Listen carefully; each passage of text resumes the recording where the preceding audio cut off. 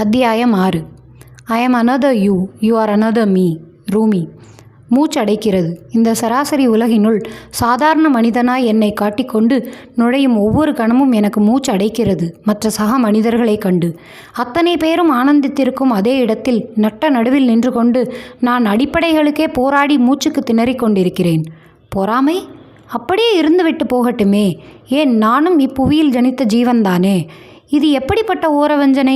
ஒரு பிள்ளைக்கு தங்கத்தட்டும் இன்னொரு பிள்ளைக்கு சவுக்கடியும். இங்கு அனைவரும் ஏதோ ஒரு விதத்தில் போராடுபவரே. ஆனால் அது எதற்கான போராட்டம் என்பதில்தான் இங்கு பிரச்சனையே. வலியில் பெரிது சிறிதென எதுவும் இல்லை. வலி வலிதான். ஆனால் சிலருக்கு நகங்கள் பிடுங்கப்படும் இடத்தில் சிலருக்கு கைகளே பீத்தெடுக்கப்படுகின்றன எனும் பொழுது வலியில் கூடவா வஞ்சகம் செய்வது? உனக்கும் வலிக்கிறது என்பதில் என் வலி ஒன்றும் கரைந்துவிடப் போவதில்லையே. இந்த நீள வாழ்க்கையில் ஒரே ஒரு தரமேனும் வாழ்ந்துவிட்டு போக துடிக்கும் நான் ஒவ்வொரு முயற்சியும் தரும் அயற்சியில் சக மனிதர்கள் தரும் மூச்சு முட்டலில் இருந்து தப்ப கடலுக்கடியில் தலையை விட்டுக்கொள்கிறேன். அங்கு என்னால் சுவாசிக்க முடிகிறது, இதைவிட சுலபமாய். இங்கு மனவலியில் மாண்டவரும் உண்டு, உடல் பிணியிலிருந்து மீண்டவரும் உண்டு. கல்லூரியில் ஒரு நாள் சொட் சொட் என்று அந்த தண்ணீர் குழாயிலிருந்து சொட்டி கொண்டிருந்த நீர் சத்தத்தை தவிர்த்து அவ்விடமே அமைதியில் ஆழ்ந்திருந்தது. அந்த கழிவறையின் கடைசி மூலையில் சுவரோடு சுவராய் சாய்ந்தபடி நின்று கொண்டிருந்த அவிரனுக்கு பிடித்து தள்ளப்பட்டதில் சுவரில் மோதி முதுகு கின் என்றதில் உடல் முழுவதும் அது ஒரு முறை பரவியது. பார்வையை மெல்ல உயர்த்தியவனுக்கு முன் 4-5 பேர் நின்று கொண்டிருந்தனர். அனைவரும் கடைசி வருட மாணவர்கள், அதாவது இவனது சீனியர்கள். அவர்களது கைகளில் பேட்டும் பாட்டில்களும் இடம் பிடித்திருந்தது. இவனுக்கு நன்றாக புரிந்தது. அப்பொழுதுதான் வகுப்புகள் முடிய கல்லூரி காலியாகியிருந்தது. இப்பொழுதிற்கு இந்த கழிவறை பக்கம் யாரும் வரப்போவதில்லை. இன்னும் சில மணி நேரங்கள் கழித்து அனைத்து கதவுகளும் தாளிட செக்யூரிட்டி அண்ணன் வரலாம். ஆனால் அதுவரை எவரும் வரப்போவதில்லை. அதனால்தான் அவர்கள் காத்திருந்து இந்த நேரத்தில் இங்கு வந்திருக்க வேண்டும். எதற்கு என்றும் இவன் அறிவான். இதோ இவனுக்கு நேரெதிரே இவர்களுக்கு தலைவனைப் போல் நிற்கிறானே அவனது சீனியர். அவன் போன வாரம் ஹாஸ்டலில் செய்த ரகளை தான் இதற்கு காரணம். ஜூனியர் ஒருவனை அவன் கூட்டத்தோடு சேர்ந்து ரேக் செய்திருக்க அங்கு அந்நேரம் சென்ற அவிரன் ஜூனியருக்கு ஏற்றுக்கொண்டு வர இதோ இன்று இவர்களது கவனம் அவனிடமிருந்து திரும்பி அவிரனிடம் வந்து நிற்கிறது. இதில் இவர்களுக்கு போன ஒரு வாரம் சஸ்பென்ஷன் கொடுக்கப்பட்டதாய் வேறு கேள்விப்பட்டிருந்தான். அதனால்தான் இதென்று புரிந்துதான் இருந்தது. ஆனால் இதிலிருந்து எப்படி தப்ப என்றுதான் புரிந்திருக்கவில்லை இவனுக்கு. இவன் ஒருவனால் எப்படி 4-5 பேருடன் போராடி அவர்களை தாண்டி வெளியில் செல்ல முடியும்? அதுவும் அவர்கள் கைகளில் இருப்பதை பார்க்கையில் என்று இவன் எண்ணம் ஓடிக்கொண்டிருக்கையில் அருகில் வந்து இவன் தாடையை இறுக பற்றி நிமிர்த்திய அந்த அவன், அன்னைக்கு அவ்வளோ சீன் போட்டியே, இன்னைக்கு உனக்கு யார் வரான்னு பார்த்துடலாம் என்று விட்டு கையை அருகிலிருந்தவிடம் நீட்ட இவன் கையில் ஒரு பியர் பாட்டிலை வைத்தான். அதை வாங்கியவன் திறந்துவிட்டு மற்றவர்களுக்கு கண்ணசைக்க அவிரனை இருபுறமும் அணையாய் அவர்கள் வந்து பிடித்து கொள்ள மற்றவர்கள் அவன் தாடையை பிடித்து அழுத்த அவனது வாய், மூக்கு, தலையென சரித்து அத்தனை பாட்டில்களையும் காலி செய்தான். ஒரு பக்கம் உடல் மற்றவர்கள் வன்மையாய் பிடித்து அழுத்தி கொண்டிருப்பதில் வலி என்றால், மறுபுறம் இதில் மூச்சு திணறல், புறையேறல் என திணறிக் கொண்டிருந்த அவிரனை சட்டென அனைவரும் விட்டுவிட தரையில் தொப்பென விழுந்தான். விழுந்த அவிரனுக்கு சில நிமிடங்கள் ஒன்றுமே புரியவில்லை. உலகமே சுற்றுவது போல் இருந்தது. பார்வையை கூட ஒரு இடத்தில் பதித்து தன்னிலை மீள முடியவில்லை. சில பெரிய மூச்சுக்களும் இருமல்களுமாய் அவன் தன்னிலை மீள முயற்சி செய்து கொண்டிருக்க அவன் அருகில் ஒரு காலை மட்டும் மடித்து அமர்ந்தபடி அவிரனின் உச்சந்தலை கூந்தலை கொத்தாய் பிடித்து தலையை நிமிர்த்தினான் அந்த அவன். கண்கள் செருக திணறிக் கொண்டிருந்தவனை பார்த்ததும் அவன் முகத்தில் பெரிதாய் விரிகிறது ஒரு திருப்தி புன்னகை. அவிரன் அவன் கையை தள்ளிவிட பலாரென ஒரு அறைந்தவன் அவனை சரமாரியாக தாக்கத் துவங்கினான். அவனுடன் சேர்ந்து மற்றவர்களும். அனைவரும் ஒன்றாய் சேர்ந்து தாக்கியதில் தரையில் கிடந்த அவிரன் தன் 2 கரங்களாலும் அவன் தலையை காதோடு சேர்த்து மூடியபடி 2 முழங்கால்களையும் வயிற்றோடு சேர்த்து கொண்டபடி சுருண்டு விட்டான். இவர்கள் மிதிக்கத் தொடங்கியதில் கை இடுக்குகளுக்கு வழியாக அந்த அவன் மட்டும் திடீரென அங்கிருந்து அகலுவது நன்றாக தெரிந்தது இவனுக்கு. திரும்பி வருகையில் கையில் பெரிய வாளியுடன் வந்தவனோ மற்றவர்களை நகர்த்திவிட்டு அதிலிருந்த குளிர் நீரை இவன் மீது கொட்டி வாளியையும் தூக்கி இவன் மீதே வீசினான். நீதான் பெரிய ஆளாச்சே, எங்க இப்போ போய் கம்ப்ளைண்ட் பண்ணு பார்ப்போம் என்று குரலை தொடர்ந்து மற்ற குரல்கள் நக்கலாய் நகைப்பது எங்கோ தொலைதூரத்தில் கேட்பது போல் இருந்தது அவிரனுக்கு. ஆம், அவன் கொஞ்சம் கொஞ்சமாய் சுயநினைவை இழந்து கொண்டிருந்தான். திடீரென என்னவானதோ இவனை தரதரவென இழுத்து ஒரு கழிவறையினுள் தள்ளியவர்கள், உன்னை எவன் காப்பாத்துறான்னு பார்ப்போம் என்றதோடு கதவை வெளிப்புறமாய் பூட்டிவிட்டு சென்று விட்டனர். வெகுநேரம் விரலை கூட அசைக்க இயலாமல் கிடந்த அவிரனின் பார்வை பூட்டப்பட்டிருந்த கதவிலேயே படிந்திருந்தது. சற்றேனும் முடிந்தால் அப்படியேனும் தவழ்ந்து நகர்ந்து கதவை லேசாய் தட்டிவிட்டால் எவருக்கேனும் கேட்கவாது வாய்ப்பிருக்கே என்று எண்ணாமல் இருக்க முடியவில்லை. சில மணி நேரங்கள் கடந்தது. நேரம் கடக்க கடக்க நினைவு தப்பிவிடாமல் இருந்திட வேணும் என மூச்சை பிடித்து வைத்திருந்தவனுக்கு ஒரு கட்டத்தில் நம்பிக்கையற்று போனது. இனியும் எவரும் வருவர் என்ற நம்பிக்கையே இல்லாமல் போக இவன் இமைகள் இரண்டும் மெல்ல மூடிக்கொள்ளும் பொழுது படாரென கதவை திறந்து கொண்டு ஒருவன் நின்றான். திடீர் வெளிச்சம் கண்களை கூசச் செய்ய மூடிக்கொண்டவனை அந்த குறுகிய அறையினுள் இருந்து வெளியில் இழுத்து வந்தவன் இவனை மடியில் தாங்கியபடி கன்னத்தை லேசாய் தட்டினான். இங்கே பாரு, இங்கே பாரு என்றபடி. அவிரன் லேசாய் கண்களை திறக்க முயல அதில் சற்று நிம்மதி அடைந்தவனாய் இவனை தூக்கி கொள்ள முயன்றான். முதல்ல ஹாஸ்பிட்டல் போலாம் என்றபடி அதற்கு அவிரனிடமிருந்து வேகமாய் மறுப்பு வர மற்றவனின் பார்வை சந்தேகமாய் சுருங்கியது. மெல்ல மறுப்பாய் அவிரனது தலை எதையோ சொல்ல அதை குனிந்து கேட்க முயன்றவனுக்கு கேட்டதெல்லாம் இதுவே. ஹாஸ்பிட்டல் வேணாம், வேணாம், ஹாஸ்பிட்டல் வேணாம், வீட்டுக்கு போகலாம். ஏனென்று சரிவர புரியாமல் போனாலும் ஏனோ அவிரனது ஹாஸ்பிட்டல் வேணாம், அவன் அதற்கடுத்து வருபவைக்கு அஞ்சுகிறான் என்று புரிய அவன் சொன்னது போலவே யார் பார்வையிலும் படாமல் அவனை அவன் வீட்டிற்கு அழைத்து சென்றான் இவன் விஎன். ஆம், அப்படித்தான் அவர்கள் முதலாய் சந்தித்தனர். அவிரனது வீடு சற்றே பெரியதுதான். ஆனால் ஆள் அரவமின்றி அனாதரவாய் நின்றதால் வியனுக்கு இது ஏதோ பாழடைந்த பேய் வீடு என்று உணர்வைத்தான் கொடுத்தது. பெயிண்ட் அடிக்கப்படாமல் ஆங்காங்கே பேந்து நிற்கும் சுவர்களும் படர்ந்திருந்த நூலாம்படையும் வெள்ளை துணியாலும் உரையாலும் மூடப்பட்டிருந்த சாமான்களும் என அவனுக்கு அவ்வுணர்வைத்தான் கொடுத்தது அவ்வீடு. அவிரன் ஹாஸ்டலில் தங்குவதால் வீடு இந்நிலையில் இருக்கிறது போலும் என்று எண்ணிக்கொண்டவன் அவிரனை நேராய் அவன் சொன்ன அறைக்கு அழைத்து சென்று முதல் உதவி செய்தவன் சற்று நேரத்திலெல்லாம் தனக்கு தெரிந்த மருத்துவர் ஒருவரை அழைத்து வந்து பார்க்க செய்தான். அவர் கொடுத்த மருந்தில் அவிரன் கண்ணயர்ந்து விட முதலில் கிளம்பி வாசல் வரை இறங்கி வந்துவிட்டவனுக்கு ஏனோ ஆளில்லாத வீட்டில் இவனை மட்டும் அதுவும் இந்நிலையில் விட்டு செல்ல மனம் வராமல் போக ஒரு ச்சே உடன் தலை உலுக்கி கொண்டு மறுபடியும் உள்ளே வந்தவன் உறங்கிக் கொண்டிருந்தவனுக்கு அருகிலே ஒரு இருக்கை இழுத்து போட்டு அமர்ந்தவாறே ஒரு கட்டத்தில் உறங்கியும் போனான். அடுத்த நாள் காலை கண்விழித்த அவிரனுக்கு ஒரு கணம் பகீர் என்றானது. இருக்கையில் சரிந்து அமர்ந்து கொண்டு இவன் படுக்கையில் கால்களை போட்டபடி கையால் முகத்தை மூடிக்கொண்டு படுத்து உறங்கிக் கொண்டிருந்தவனை கண்டு பிறகு முந்தைய தின நிகழ்வுகள் பனிமூட்டமாய் படர்ந்து செல்ல மெல்ல கை நீட்டி பக்கத்து மேசையில் இருந்த நீர்க்குவலை எடுக்க முயன்றவன் முடியாமல் போக அதிலிருந்த டம்ளரை தட்டிவிட்டான். டம்ளர் கீழே விழுந்த வேகத்தில் பதறி அடித்து கொண்டு எழுந்தான் மற்றவன். எழுந்தவனின் பார்வை சுற்றுமுற்றும் அலைபாய்ந்து பின் நிதானமாய் இவன் புறம் திரும்பியது. என்னவாகி இருக்கும் என்பதை உணர்ந்தவனாய் பின்னந்தலையை கோதி கொண்டவனாய் ஒரு கொட்டாவியை வெளியே விட்டபடி ஒரு டம்ளரில் நீரை நிரப்பி இவனிடம் நீட்டினான். என்னை எழுப்பியிருக்கலாம்ல என்றபடி. அதை மறுப்பின்றி வாங்கி கொண்ட அவிரன் அவனையே வைத்த கண் வாங்காமல் பார்த்தவனாய் யார் நீ என்று விட வியனுக்கு வந்த கொட்டாவி பாதியிலே நின்றுவிட தலையை கோதுவதை நிறுத்திவிட்டு இவன் புறம் திரும்பினான். இந்த தேங்க்ஸ் நன்றிலாம் என்னன்னே தெரியாதா என்றான் வெகு தீவிரமாய் முகத்தை வைத்து கொண்டு. அவனது தீவிர பாவனை ஒரு விதத்தில் சிரிப்பை ஏற்படுத்தினாலும் அவிரனுக்கு அப்பொழுதே உரைத்தது போல அதற்கு நேர்மாறாய் சாரி அண்ட் தேங்க்ஸ், நீ வந்திருக்கலன்னா ரொம்ப கஷ்டமாக இருந்திருக்கும்.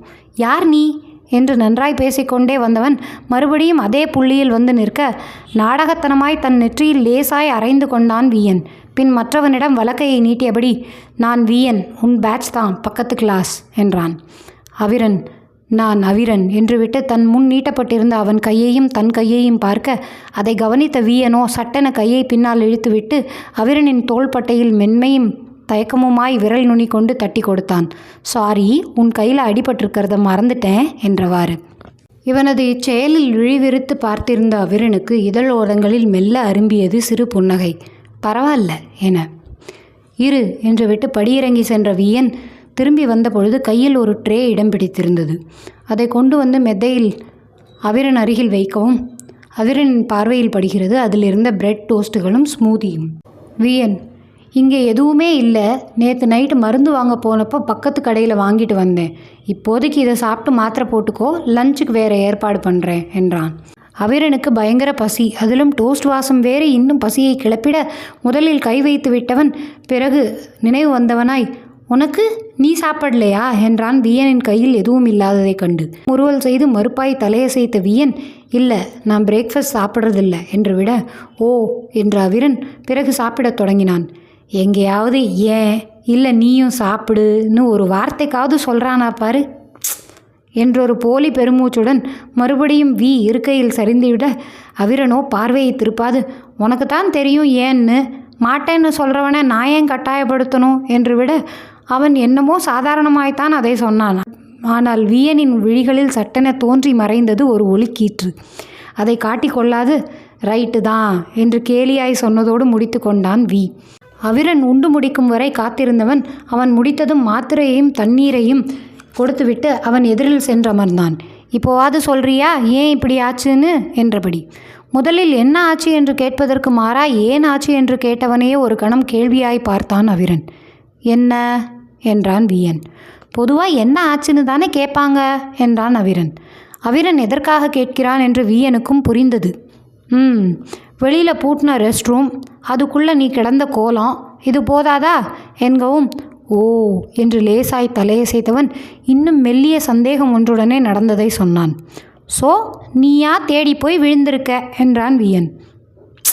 அதுக்காக காப்பாத்துன்னு ஒருத்தன் கையை பிடிக்கும்போது உதறுவாங்களா என்று கேட்டான் அவிரன்.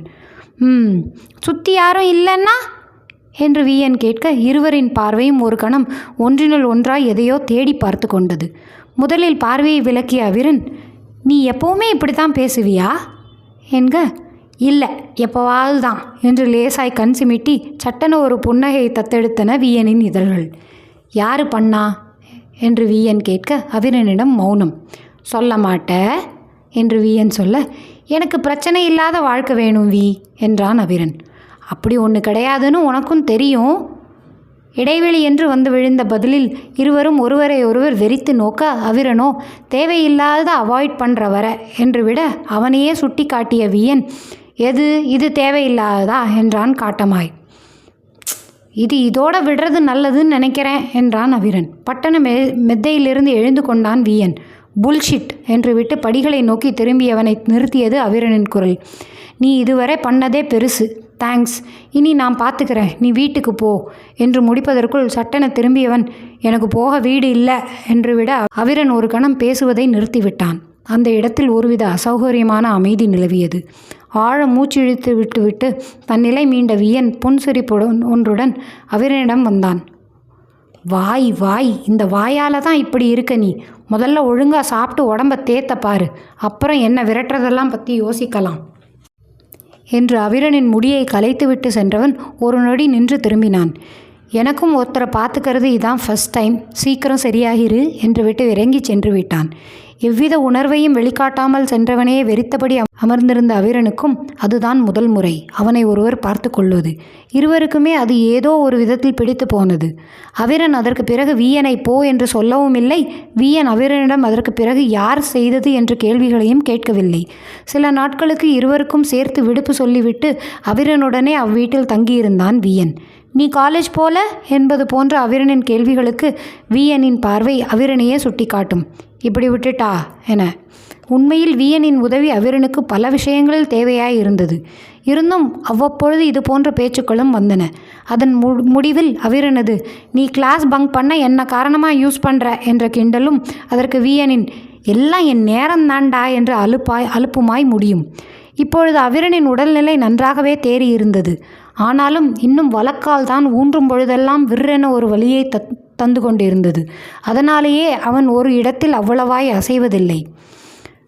பக்கத்து அறையில் இருவரும் தங்களது மதிய உணவை உண்டு முடித்திருக்க அவிரனின் கைத்தாங்கலாய் அழைத்து வந்து தன் அறையில் விட்ட வி வெளியேறும் முன் கேம் என்று சுட்டு விரலையும் கட்டை விரலையும் லேசாய் சொடுக்கியபடி கேட்க அதற்கு அவிரன் புக்ஸ் எனவும் வெளிப்படையாய் தனது அயர்வை தலையை சுழற்றி காட்டியவன் வேறு எதுவும் சொல்லாமல் வெளியேறிவிட்டாலும் அவன் திரும்பி வரும்பொழுது அவனது கரங்களில் அவிரனின் புத்தகங்கள் இருக்கப் போவதை உணர்ந்தவனாய் மெல்லிய முறுவல் ஒன்றுடன் அறையில் நுழைந்த அவிரன் மேசையின் மேல் கடந்த சில நாட்களின் செய்தித்தாள்களை கண்டுவிட்டு அதிலிருந்து ஒன்றை உருவிக்கொண்டு மெத்தையில் சாய்வாய் அமர்ந்தான்.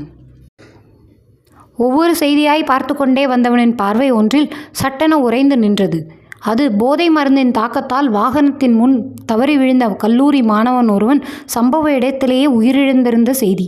செய்தியை முழுதாய் வாசித்தவனுக்கு ஒரு கணம் உலகில் உள்ள அத்தனை சத்தங்களும் மங்கி மறைந்து விட்டிருந்தது. இது அவன்தானே?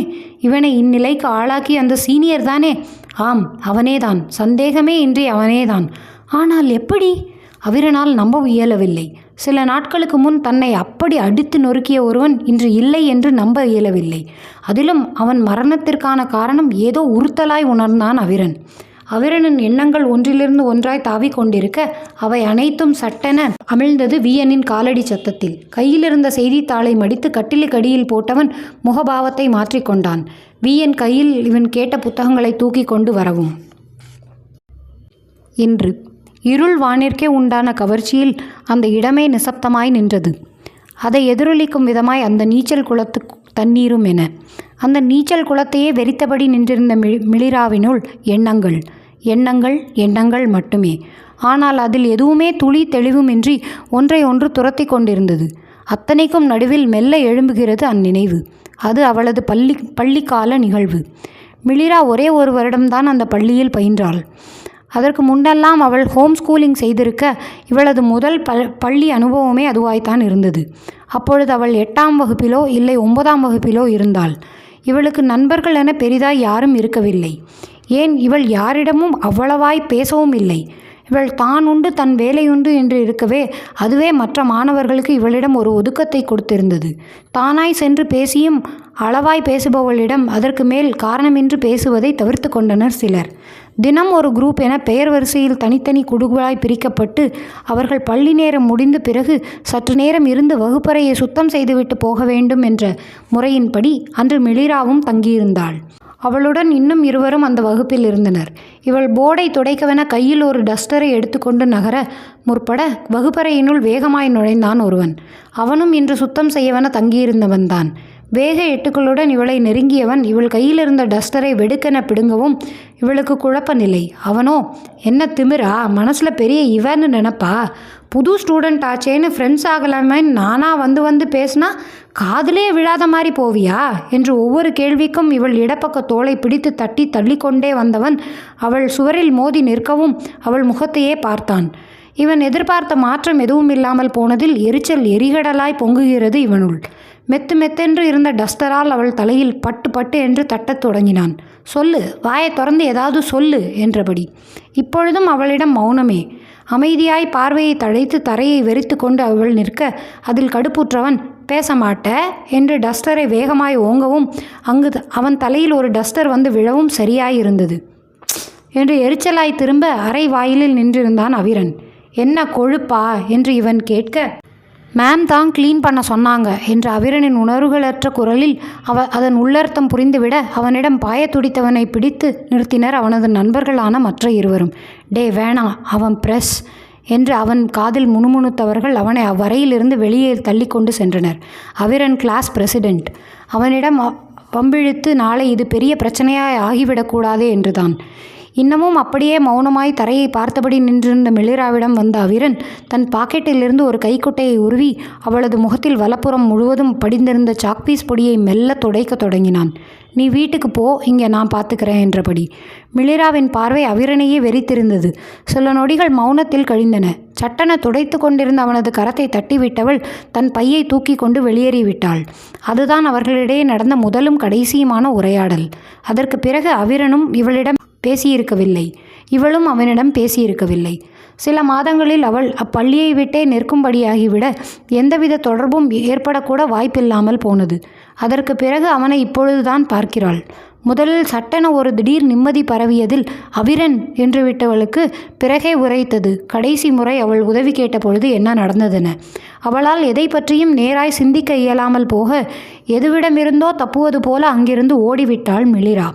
எண்ணங்களிலிருந்து மீண்டவளாய் ஆழ மூச்சிழுத்துவிட்டு அத்தனை நேரம் வெறித்திருந்த நீச்சல் குளத்திலிருந்து பார்வையை விலக்கியவளின் இதயம் படாரென நின்றது. அவள் பின்னால் யாரோ நெருங்குவது போல் நீரில் தெரிந்ததில் அவள் அதை சுதாரித்து நிமிரும் முன்னே பட்டன தள்ளிவிடப்பட்டாள் நீருக்குள். திடீரென்று தள்ளிவிடப்பட்டதில் திணறியவள் மெல்ல நீச்சல் அடித்து மேலேற முயல ஷிட், மசில் கிராம்ப், வலி வின் என்றது. அவளால் நீந்த இயலாமல் போனது. பல நிமிட போராட்டத்திற்கு பிறகு தன்னுடல் மெல்ல மெல்ல அடி ஆழத்தை நோக்கி அமிழ்வதை உணர்ந்தாள். அவ்வளவுதான். ஏன் யாரென்றே தெரியாமல் எல்லாம் முடியப் போகிறது. இப்பொழுது இவளை தள்ளிவிட்டவர் முதல் வீட்டினுள் அப்பா அம்மாவென சொல்லி கொண்டிருப்பவர் வரை எல்லாமே வெறும் வினாக்களாய்த்தான் எஞ்சப் போகிறது. இத்தனை நீந்தியும் கடைசியில் எல்லாம் மூழ்குகிறது. மெல்ல மெல்ல இவள் இமைகள் இரண்டும் மூடிக்கொள்ளும் முன்னர் மங்கலாய் தெரிகிறது கருப்பு உடுப்பு அணிந்த உருவம் ஒன்று நீரினுள் குதித்து இவளை நோக்கி நீந்தி வருவது. இவள் இமைகள் மூடிக்கொண்டன. சற்று நேரங்கழித்து உடல் நிலத்தை உணர்ந்து சுவாசம் சீராக துடிக்க இவள் மறுபடியும் லேசாய் விழிவிரிக்க முயற்சி செய்த பொழுது தூரத்தில் அந்த உருவம் செல்வது மட்டும் வரிவடிவமாய் தெரிந்தது. மறுபடியும் நினைவிழந்தாள் மிளிரா. அன்று கதிரவன் பரவல் காட்டமாயிருக்க அந்த சிக்னல் விழுவதற்காய் காத்திருந்த ஜனக்கூட்டத்தில் நின்று கொண்டிருந்தான் அவன். போதை கண்களை மறைக்கும் அளவெல்லாம் இருக்கவில்லை. ஓரளவு தெளிவு அவனிடம் இருக்கத்தான் செய்தது. நண்பர்களுடன் அளவலாவிக் கொண்டிருந்தவனை வரச் சொல்லி திடீரென்று வீட்டிலிருந்து ஒரு அழைப்பு வந்திருக்க இதோ இங்கு நின்று கொண்டிருக்கிறான். வெயிலால் உடல் எரிச்சலுடன் சேர்ந்து இதுவும் எரிச்சலை எக்கச்சக்கமாய் கூட்டியிருந்தது அவனுக்கு. அப்பொழுதுதான் அவன் செவிப்பறையை வந்து மிருதுவாய் தீண்டியது அவ்வார்த்தைகள். இப்போ உன்னை யார் காப்பாத்துறான்னு பார்ப்போமா என்று குழைந்த குரலில் காதோர கூந்தல் சிலிர்க்க சொல்லப்பட்ட வார்த்தைகளின் அர்த்தம் மெல்ல ஊர்ந்து உரைக்கவே ஹா என்று திரும்ப முற்பட்டவன் வந்து கொண்டிருந்த வண்டியின் முன்னால் பிடித்து தள்ளப்பட்டான். யாருமே வரல என்று அதிருப்தியான குரலில் உரைத்த உருவம் நடந்த சம்பவத்தில் அனைவரும் பதறியதை பார்த்தவாறே கூட்டத்துடன் கூட்டமாய் கலைந்தது.